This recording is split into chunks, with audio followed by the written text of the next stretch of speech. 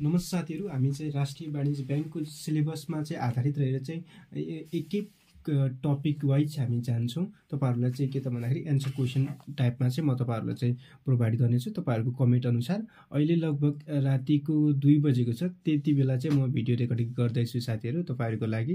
अब तपाईहरुले चाहिँ यो च्यानललाई सब्स्क्राइब गर्न सक्नुहुन्छ, शेयर गर्न सक्नुहुन्छ है त।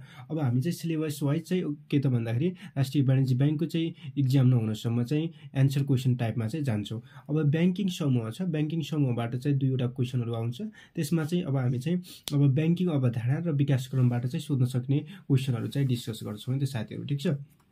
यता मैले लेखेको छु, यो तपाईहरुलाई चाहिँ म डिस्कस गराउँछु। यदि तपाईहरुले आफ्नै तरिकाबाट लेख्नु भएको छ भने ठिकै छ, यसबाट चाहिँ राम्रो लाग्ने कुराहरु तपाई लिन सक्नुहुन्छ है त साथीहरु। यो तपाईहरुको सहयोगको लागि हो है। यसमा चाहिँ अब हामी चाहिँ के त भन्दाखेरि पहिलो प्रश्न रह्यो। अब बैंकिङ समूहको पहिलो प्रश्न, बैंक भन्नाले के बुझिन्छ? नेपालमा भएको बैंकिङ विकासक्रम बारे वर्णन गर्नुहोस् भने चाहिँ तपाईलाई चाहिँ 10 नम्बरमा सोध्यो भने चाहिँ अब कसरी चाहिँ लेख्नु पर्यो र कति लेख्नु पर्यो भन्ने कुराहरु म तपाईहरुलाई चाहिँ भन्दै जान्छु। तपाईहरुले चाहिँ मैले त यो अब कपीमा चाहिँ नोट गरेको छु, यो के त प्याटर्नमा चाहिँ यसरी चाहिँ छैन है साथीहरु। अब यसमा चाहिँ अब के लेख्नु पर्यो त भन्दाखेरि बैंक भन्नाले के बुझिन्छ? सुरुमा चाहिँ बैंक भनेको के हो त्यसको बारेमा चाहिँ 3 वटा लाइनसम्म चाहिँ लेख्नु पर्यो। नेपालमा भएको बैंकिङको विकासक्रम बारे वर्णन गर्नुहोस् भनेको छ है साथीहरु। यसमा हेर्नु है, बुझ्नु है। अब बैंकिङको विकासक्रम वर्णन गर्नुहोस् भन्दाखेरि चाहिँ अब यो विश्वकै बैंकिङको विकासक्रमलाई चाहिँ कताबाट चाहिँ सुरुवात भयो भन्ने कुराहरुलाई चाहिँ जोड दिनुपर्छ भने साथीहरु नेपालको बैंकिङ विकासक्रम भन्दाखेरि चाहिँ नेपालको कुराहरुलाई मात्र लिने है त। अब बैंक भन्नाले अब यो जुन भन्नाले के बुझिन्छ भन्दाखेरि अब बैंकको शब्दबाट चाहिँ हामी सुरु गर्छौं। वा एउटा के त भन्दाखेरि माथि चाहिँ एउटा त्यसलाई चाहिँ बैंकलाई चाहिँ जनाउने एउटा के त भन्दाखेरि वाक्य जस्तै लेख्न सक्नुहुन्छ है। मैले के लेखेको छु? सर्वसाधारणको पैसा राख्ने खोप हो, भविष्यको जोखो बैंक भने चाहिँ लेखेको छु। तपाईहरुलाई पनि राम्रो लाग्यो भने लेख्न सक्नुहुन्छ है त। सर्वसाधारणको पैसा राख्ने खोप हो, भविष्यको जोखो के हो त? बैंक हो भने चाहिँ भनेको छु है त साथीहरु, ठीक छ। के त सर्वसाधारणको पैसा राख्ने खोप हो, भविष्यको जोखो बैंक है त। अब बैंक शब्द फ्रान्सको बैंक्यू र इटालीको बैंकको शब्दबाट आएको मानिन्छ, ठीक छ साथीहरु। बैंक शब्द चाहिँ के त भन्दाखेरि फ्रान्सको चाहिँ बैंक्यू BANQUE बैंक्यू र इटालीको बैंकको शब्दबाट आएको मानिन्छ। इटालियन शब्दमा बैंक अर्थात बैंकको अर्थ बेन्चमा बेन्च हुन्छ है। त्यसपछि मुद्रा सम्बन्धी कारोबार गर्ने मानिसहरु बेन्चमा बसेर चाहिँ लेनदेन गर्ने भएकाले पछि उक्त शब्द चाहिँ अपभ्रंश के त भन्दाखेरि परिवर्तन है त। अपभ्रंश भनेको परिवर्तन भएर बैंक हुन गएको हो भने चाहिँ सुरुमा चाहिँ के त भन्दाखेरि सुरुको प्याराग्राफमा लेख्ने साथीहरु है त। बैंक भन्नाले के बुझिन्छ भने चाहिँ सोध्दाखेरि यो चाहिँ लेख्नु पर्यो। के त भन्दाखेरि बैंक शब्द फ्रान्सको बैंक्यू र इटालीको बैंकको शब्दबाट आएको मानिन्छ। इटालियन शब्दमा बैंकको BANCO बैंकको अर्थ बेन्च हुन्छ। मुद्रा सम्बन्धी कारोबार गर्ने मानिसहरु बेन्चमा बसेर लेनदेन गर्ने भएकाले पछि उक्त शब्द अपभ्रंश भएर चाहिँ बैंक हुन गएको हो भने चाहिँ भन्ने। त्यसपछि अर्को, मैले तपाईहरुलाई चाहिने भन्दा धेरै इन्फर्मेसन दिएको हुन्छु साथीहरु। यसबाट चाहिँ तपाईले चाहिँ एक्जाममा चाहिँ अब छोट्याएर चाहिँ लेख्नु होला है, यो भन्न चाहन्छु है, ठीक छ। अब नेक्स्ट प्याराग्राफमा चाहिँ हामी बैंकको परिभाषा दिन्छौं हैन। तपाईले चाहिँ सर्ट फर्ममा पनि यसबाट चाहिँ बीचबाट चाहिँ काटेर सर्ट फर्ममा पनि बैंक भनेको यो हो भने चाहिँ भन्न सक्नुहुन्छ। मैले चाहिँ एकदम ठूलो के त भन्दाखेरि तपाईहरुले चाहिँ धेरै इन्फर्मेसन दियो भने तपाईलाई चाहिँ जति याद हुन्छ त्यति लेख्न सक्नुहुन्छ भने चाहिँ राखिदिएको छु है साथीहरु। ब्याज दिएर वा नदिएर रुपियाँ पैसा जम्मा गर्ने है, ब्याज लिने हैन। त्यसपछि रुपियाँ पैसा जम्मा गर्ने अनि मागिएको समयमा फिर्ता भुक्तानी दिने। अब जस्तै अब बैंक तथा वित्तीय संस्थाहरुमा चाहिँ हामीले के गर्छौं त पैसा जम्मा गर्छौं र हामीले चाहिँ मागेको अवस्थामा चाहिँ त्यसले फिर्ता भुक्तानी दिन्छ।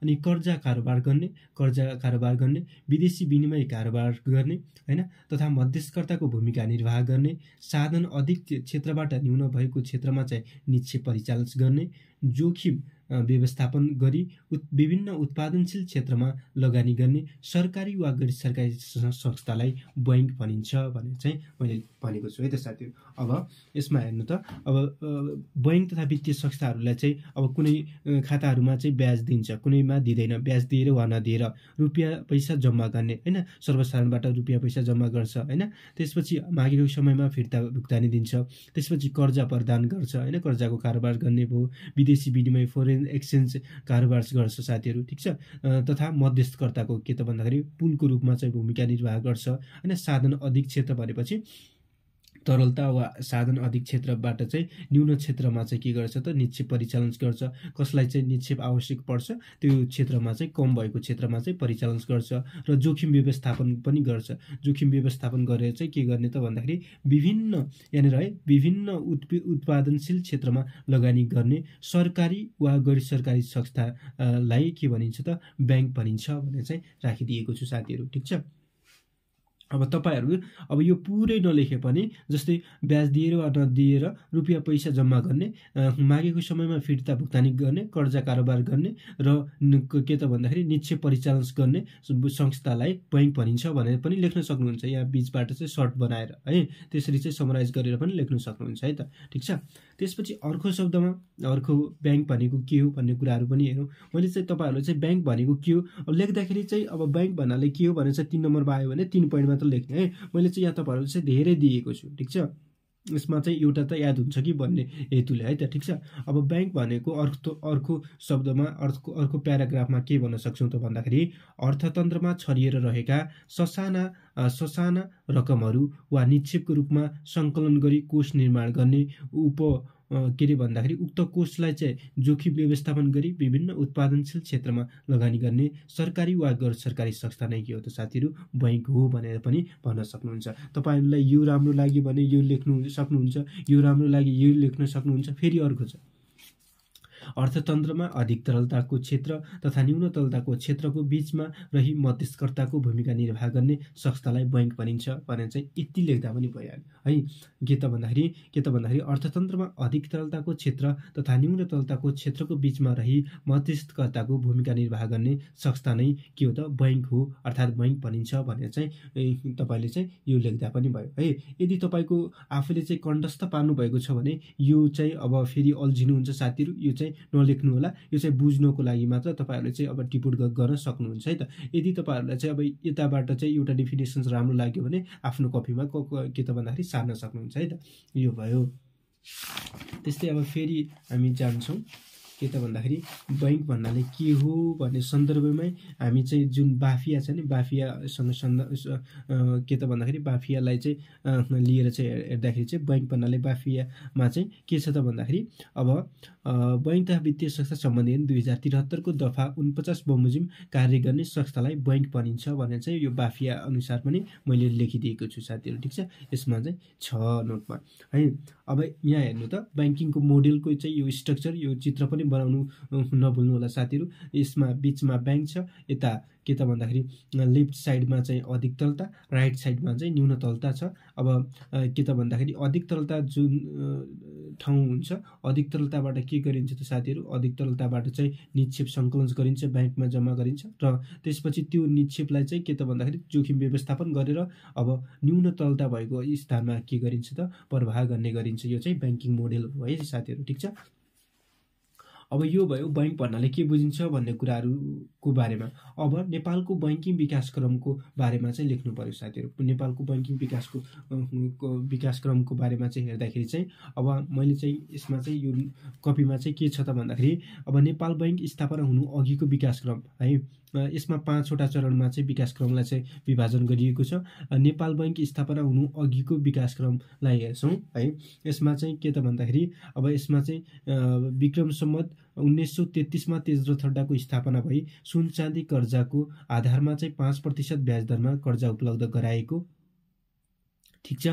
त्यसपछि विक्रम सम्वत 1989 चाहिँ टक्सर अड्डाको स्थापना भई सिक्काको टकमरी गर्ने कार्यको सुरुवात भएको। अब यस कालखण्डमा बैङ्किङ विकासको चाहिँ होइन, यस कालखण्डमा चाहिँ बैङ्किङ विकास त्यस्तो धेरै भएको चाहिँ देखिँदैन भने चाहिँ हामीले चाहिँ के त भन्दाखेरि नेपाल बैङ्क स्थापना हुनु अघिको विकासक्रमलाई चाहिँ यति पोइन्टमा चाहिँ के त भन्दाखेरि तेजरथ अड्डा, टक्सर अड्डा यो चाहिँ छुटाउनु भएन है त, यो भयो। त्यसपछि अर्को चरणमा हामी चाहिँ के त भन्दाखेरि नेपाल बैङ्क स्थापनादेखि केन्द्रीय बैङ्क स्थापना हुनु पूर्वको विकासक्रमलाई हेर्छौँ। विकासक्रम भनेको सुरुवात है त साथी, कहिलेदेखि चाहिँ सुरुवात भयो, कहाँबाट सुरुवात भयो भन्ने कुराहरू रह्यो है त। अवधारणा भनेको कन्सेप्ट हुन्छ, विकासक्रम भनेको चाहिँ कहिलेदेखि सुरुवात भयो भन्ने कुराहरू हामीले हेर्नुपर्ने हुन्छ। अब नेपाल बैङ्क स्थापनादेखि केन्द्रीय बैङ्कको स्थापना हुनु पूर्वको विकासक्रम भने चाहिँ मैले राखेको छु। ठिक छ, यसमा छ। अब तपाईँहरूलाई यो मैले लेखेको कुराहरू तपाईँहरूले चाहिँ सर्ट फर्ममा आफूले चाहिँ बुझेको आधारमा लेख्न सक्नुहुन्छ। यही लेख्नुपर्छ, यस्तै हुनुपर्छ भन्ने होइन। यसबाट चाहिँ तपाईँले राम्रो लागेको कुराहरू छानेर चाहिँ फिल्टर गरेर चाहिँ लिन सक्नुहुन्छ, यो मेरो है। ठिक छ, त्यही भएर चाहिँ मैले यो सबै कुराहरू तपाईँहरूलाई चाहिँ प्रोभाइड गरिरहेको छु। अब नेपाल बैङ्कको स्थापनादेखि केन्द्रीय बैङ्क स्थापना हुनु पूर्वको विकासक्रमलाई हेर्दाखेरि अब यसमा चाहिँ के त भन्दाखेरि विक्रम सम्वत 1994 कार्तिक 30 गते नेपाल बैङ्कको चाहिँ स्थापना भयो, नेपाल बैङ्कको स्थापना भयो है। त्यसपछि नेपाल बैङ्कको स्थापना भइसकेपछि आधुनिक बैङ्किङ प्रणालीको पनि सुरुवात भएको मानिन्छ साथीहरू। ठिक छ। अब विक्रम सम्वत 1994 कार्तिक 30 गते नेपाल बैङ्कको चाहिँ स्थापना भएपछि के त भन्दाखेरि नेपालमा चाहिँ औपचारिक रूपमा वा आधुनिक रूपमा चाहिँ बैङ्कको सुरुवात भएको, बैङ्किङ प्रणालीको चाहिँ सुरुवात भएको मानिन्छ है त। ठिक छ। विक्रम सम्वत 2002 असोज 1 गते नेपाली नोट प्रचलनमा ल्याएको, नेपाली नोट चाहिँ प्रचलनमा आएको थियो साथीहरू। 1, 5, 10 र 100 को नोट चाहिँ सर्वप्रथम सदरमुलुकी खानाबाट चाहिँ अब नोट प्रचलन आएको भनेको 2002 साल असोज 1 गतेदेखि चाहिँ नोट प्रचलनमा आएको। एमसिक्यूमा पनि सोध्न सक्छ, 2002 साल असोज 1 गतेदेखि चाहिँ के त भन्दाखेरि नोट प्रचलनमा आएको होइन। त्यसपछि के त नेपाल बैङ्कको स्थापना के त 1994 कार्तिक 30 गते है। हुन त अब एमसिक्यू सिद्धिसक्यो। अब तपाईँहरूले चाहिँ नयाँ हुनुहुन्छ भने तपाईँहरूले चाहिँ यो एमसिक्यू यसरी चाहिँ हेर्न सक्नुहुन्छ है त साथीहरू। त्यस्तै तेजरथ अड्डाको कार्यहरू नेपाल बैङ्कले गर्न थालेको है त। नेपाल बैङ्क लिमिटेडको स्थापना भइसकेपछि पहिला चाहिँ जुन तेजरथ अड्डाले गर्ने कार्य थियो त्यो कार्य चाहिँ नेपाल बैङ्कले चाहिँ गर्न थालेको। तर नेपाल बैङ्कले चाहिँ तेजरथ अड्डाको कार्य चाहिँ गर्न थाल्यो र वाणिज्य बैङ्क र केन्द्रीय बैङ्कको भूमिका भने छुट्याउन सकिएको थिएन है। यो जुन नेपाल बैङ्क लिमिटेडको स्थापना भए पनि त्यसमा चाहिँ वाणिज्य बैङ्क र केन्द्रीय बैङ्कको हो भने चाहिँ छुट्याउन सकिएको थिएन। केन्द्रीय बैङ्कको रूपमा पनि के त भन्दाखेरि नेपाल बैङ्क लिमिटेडले नै कार्य गर्ने गर्थ्यो। ठिक छ। हामी नेपालको चाहिँ बैङ्किङ विकासक्रमको बारेमा हेर्दैछौँ। यसमा चाहिँ पहिलो अवस्थामा चाहिँ नेपाल बैङ्क स्थापना हुनु अघिको विकासक्रमलाई लियौँ। दोस्रो पोइन्टमा चाहिँ हामी नेपाल बैङ्क स्थापनादेखि केन्द्रीय बैङ्क स्थापना पूर्वको चाहिँ विकासक्रमलाई हेर्छौँ है त। त्यस्तै अब त्यो भइसकेपछि अब हामी चाहिँ पोइन्ट नम्बर 3 मा चाहिँ चरण नम्बर 3 जे भन्यो भने पोइन्ट नम्बर 3 मा चाहिँ हामी के त भन्दाखेरि केन्द्रीय बैङ्कको स्थापना तथा आर्थिक उदारीकरण हुनु पूर्वको विकासक्रम। आर्थिक उदारीकरण 2040 सालमा भएको थियो। त्यो आर्थिक उदारीकरण हुनु पूर्वको विकासक्रमलाई चाहिँ हेर्छौँ है त साथीहरू। यसमा चाहिँ अब विक्रम सम्वत 2013 साल वैशाख 14 गते केन्द्रीय बैङ्कको रूपमा नेपाल राष्ट्र बैङ्कको स्थापना भएको होइन। र वाणिज्य बैङ्क र केन्द्रीय बैङ्कको भूमिका छुटिएको है त। अब नेपाल राष्ट्र बैङ्कको स्थापना भइसकेपछि वाणिज्य बैङ्क र केन्द्रीय बैङ्कको चाहिँ भूमिका छुटिएको साथीहरू। विक्रम सम्वत 2013 साल वैशाख 14 गते चाहिँ के त केन्द्रीय बैङ्कको रूपमा नेपाल राष्ट्र बैङ्कको स्थापना भएको। अब कोही साथी नयाँ हुनुहुन्छ भने तपाईँले चाहिँ यो एमसिक्यू लागि पनि इम्पोर्टेन्ट हुन्छ है, यो याद गर्नुहोला। विक्रम सम्वत 2013 साल वैशाख 14 गते नेपाल राष्ट्र बैङ्कको स्थापना भएको। त्यस्तै विक्रम सम्वत 2016 साल असार 1 गते नेपाल औद्योगिक विकास निगमको स्थापना भएको। विक्रम सम्वत 2022 साल माघ 10 गते राष्ट्रिय वाणिज्य बैङ्क लिमिटेडको स्थापना भएको। विक्रम सम्वत 2024 साल माघ 7 गते कृषि विकास बैङ्कको स्थापना भएको भने चाहिँ यो चाहिँ केन्द्रीय बैङ्कको स्थापना तथा आर्थिक उदारीकरण हुनु पूर्वको विकासक्रमलाई चाहिँ हामी यसरी चाहिँ उल्लेख गर्छौँ। त्यसपछि हामी पोइन्ट नम्बर 4 मा जान्छौँ साथीहरू। यसमा के छ त भन्दाखेरि आर्थिक उदारीकरण र मर्जर पछिको विकासक्रम भन्ने छ। अब आर्थिक उदारीकरण कहिले सुरुवात भयो त विक्रम सम्वत 2040 बाट चाहिँ नेपालमा चाहिँ आर्थिक उदारीकरण सुरुवात भयो। यो आर्थिक उदारीकरणले के गर्यो त भन्दाखेरि नेपालका बैंक तथा वित्तीय संस्थाहरूलाई चाहिँ हैन अब निजीकरण गरियो है। त्यसपछि अब निजी क्षेत्रबाट पनि के त भन्दाखेरि बैंक तथा वित्तीय संस्थाहरू खोल्न सक्ने भनेर चाहिँ खुल्ला बनाइयो है। त्यही भएर चाहिँ अब मर्जर सम्मको चाहिँ विकासक्रमलाई यो पोइन्ट 4 मा हेर्छौँ, आर्थिक उदारीकरणदेखि मर्जरसम्मको विकासक्रम है त साथीहरू। ठिक छ। अब यसमा चाहिँ के छ त भन्दाखेरि अब यस कालखण्डलाई है बैंकिङ क्षेत्रको सुनौलो युगको रूपमा हेरिन्छ है त। उदारीकरणपछि जुन नेपालको बैंकिङ क्षेत्र छ त्यसलाई चाहिँ के त भन्दाखेरि सुनौलो युगको रूपमा चाहिँ हेरिन्छ है। सुनौलो युगको रूपमा हेरिन्छ। त्यसपछि सुनौलो युगको रूपमा हेरिसकेपछि विक्रमसम्म 2041 मा चाहिँ सरकारले चाहिँ निजी क्षेत्रका बैंकहरूको स्थापनाको लागि वित्तीय क्षेत्र खुला गरियो है। उदारीकरण सायद 2040 सालमा। ठिक छ। तहगत बैंकिङ प्रणालीको स्थापना भई बैंकिङ क्षेत्रलाई क ख ग घ वर्गमा चाहिँ विभाजन अर्थात् वर्गीकरण गरियो साथीहरू। त्यसपछि के त भन्दाखेरि बैंकिङ क्षेत्रमा चाहिँ एकरूपता कायम गर्नको लागि चाहिँ बैंक तथा वित्तीय संस्था सम्बन्धी 2000 के त भन्दाखेरि 63 जारी गरियो। त्यसपछि आधुनिक बैंकिङ उपकरणको चाहिँ प्रचलनको सुरुवात भयो है। आधुनिक बैंकिङ प्रचलनको चाहिँ सुरुवात भयो।